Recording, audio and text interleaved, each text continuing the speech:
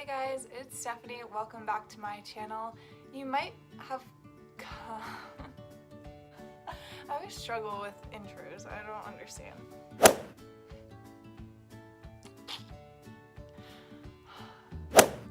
Hey guys, it's Stephanie. Welcome back to my channel. So, you may be watching this video because you're going on the Camino soon or sometime in the upcoming future, say next year or in, a few years.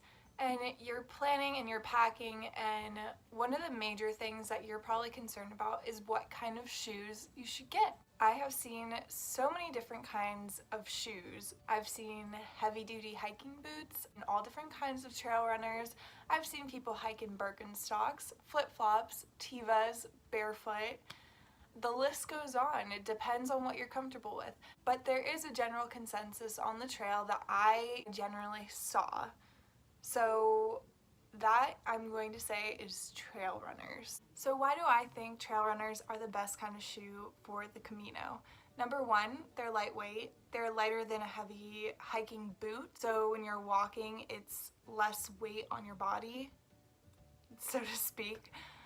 Number two, they are breathable, so they're going to dry much faster than a waterproof hiking boot. Whereas if you do get it muddy, if it does rain, or if there's some kind of moisture from you sweating, by the time you wake up in the morning, they're going to be dry. So there's nothing worse than waking up and putting on wet shoes from the previous night or the previous day's walking. Number three, in my opinion, I believe they're just more comfortable on your feet when you're walking a long distance every single day. The kind of terrain on the Camino is going to be well-trodden paths that sounds kind of funny. So the paths on the Camino are well kept up. There are thousands and thousands of people that do it every single year, and there's tons of towns along the Camino that people do take care of the trail. It's going to be relatively flat the majority of the way. I don't want to say the entire way. The beginning through the Pyrenees on the Camino Frances, yes, you're going to be hiking through the mountains, but you're not going to be rock climbing. You're on a path, just ascending and descending. Also, the last bit from, I believe, Sarria onto Santiago is rolling hills, so you're going to be up and down, but it's not going to be super steep in any particular section of it besides the first day in the Pyrenees. That was the only time that I thought, ascending was a bit hard, but it's also the first day, and the first day is generally, in most people's opinion, the hardest. So a good lightweight trail runner that's sturdy, that's gonna last the entire way without wrecking your feet or making your feet hot and sweaty and causing blisters or causing other kinds of pain like tendonitis.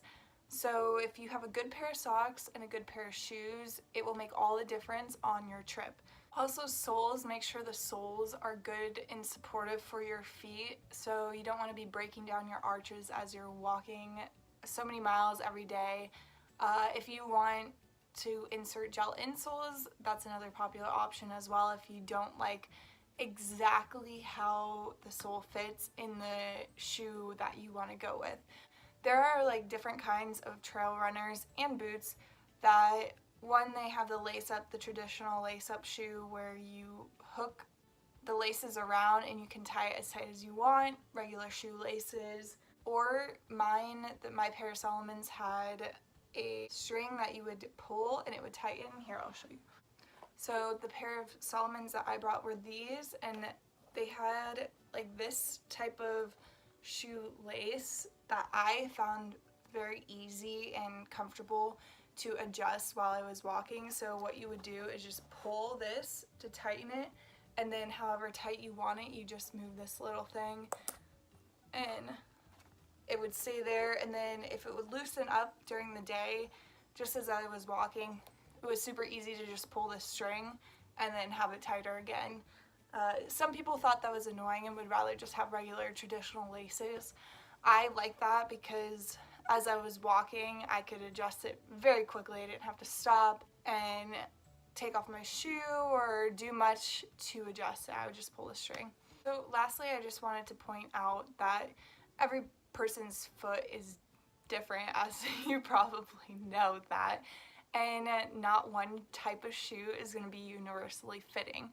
So I suggest going to the store and seeing what is going to fit comfortable for you, what style, what brand. They vary considerably. If I were to do it again, I would do it in Solomon's. I just like that brand. I also did try a pair of Merrells, but they ended up hurting the top of my foot. Great shoe, great lightweight, sturdy shoe. It just didn't fit my foot that well, so I ended up going with Solomon's.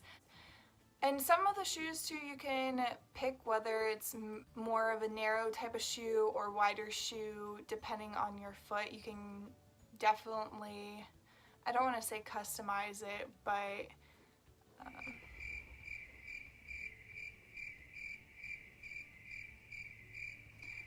there's many different variations to it, so you can choose the variation that is best for you. So I just want to end this video on the note that go with the shoe that you feel comfortable in. I saw, again, so many different hiking styles on this Camino, and that's what the Camino is about, is doing what you want to do. No, that's not it.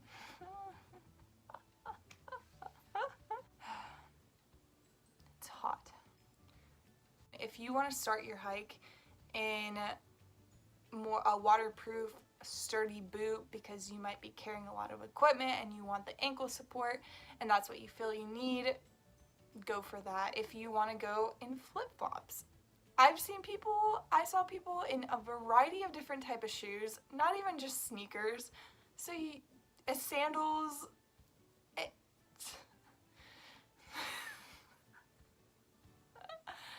Okay, I know I'm so weird and I struggle talking.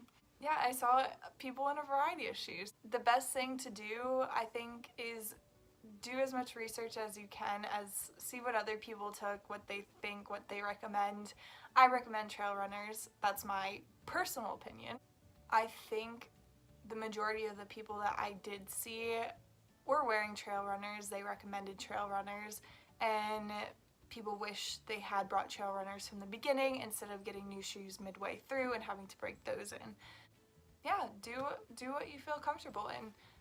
My friend, she walked in Nike, so that's the shoe that she felt comfortable in. She didn't want to spend, the money for a new pair of hiking boots when she doesn't really hike too much, and thought her Nikes were the most comfortable option, and they held up pretty well, actually. The only problem is when it rained or if it was muddy, she was having problems. So yeah, that's something to consider if you're gonna walk in sandals or in regular sneakers, because they're not going to be able to,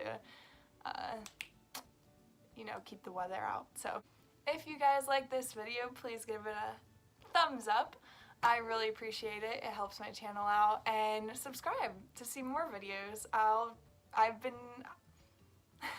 have a lot of ideas on my mind. I love sharing my experience, and I love hearing about your guys' experience, so please leave a comment down below.